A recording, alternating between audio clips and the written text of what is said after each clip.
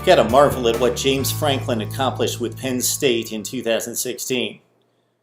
But before he did that, you've got to really marvel at what he accomplished at Vanderbilt. Back-to-back 9-4 campaigns, winning more than he lost in conference play in the SEC when the SEC was the best conference in college football. Now, Derek Mason arrived on the scene, and it was rough to start.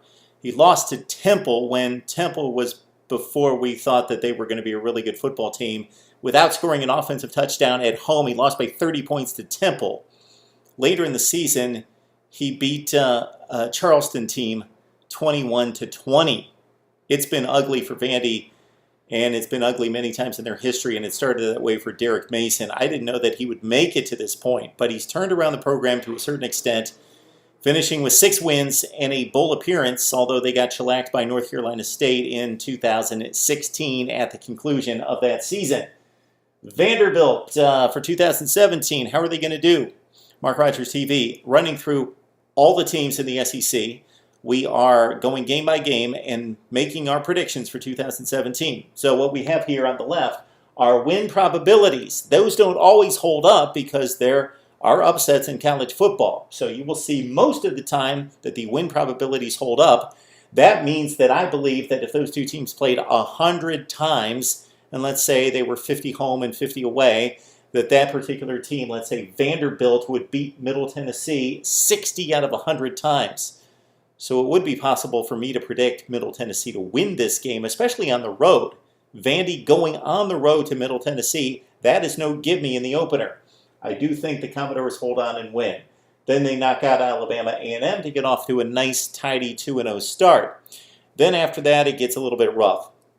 One of the more intriguing under-the-radar non-conference games this season would be Big 12 SEC with Kansas State going to Nashville in a bit of a scary game for them because Kansas State's going to be expected to win this game. They're an upper-tier Big 12 team against a lower-tier SEC team, and if the SEC is to show that they're really back, some of these type games, for the people that really do the digging and the research, it's going to show that the SEC is as strong as we think that it might be top to bottom. And I think that the SEC, 1 through 14, not talking top 5 or top 6, 1 through 14, best conference in college football.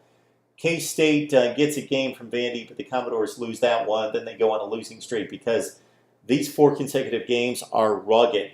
Kansas State, Alabama, Florida, and Georgia that they have to deal with right there. They've got Ole Miss coming to Nashville, and even though, again, look at the win probability, I believe the Rebels, with all that offensive talent that's left over from the Hugh Freeze era, so the Rebels, I know they can't go to a bowl game. I know that they could turn out with a very ugly SEC record, but it's a talented team that's going to be a difficult one for Vandy to win, but they do pull out the win at home against Ole Miss.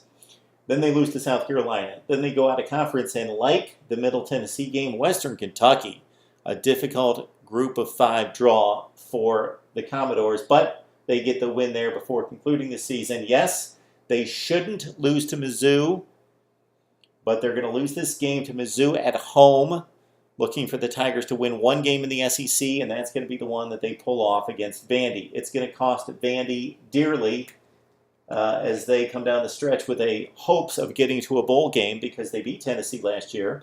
They're on that same tier with Kentucky, and they should beat Mizzou and would 60 out of 100 times. But they lose it on this day, and the Commodores finish at 4-8 and 1-7 in the SEC. So Derek Mason doing a fine job at Nashville, but his program takes a step back in 2017 with just 4 wins and 1 in the SEC. We enjoy your comments. Need to hear from you right here on Mark Rogers TV.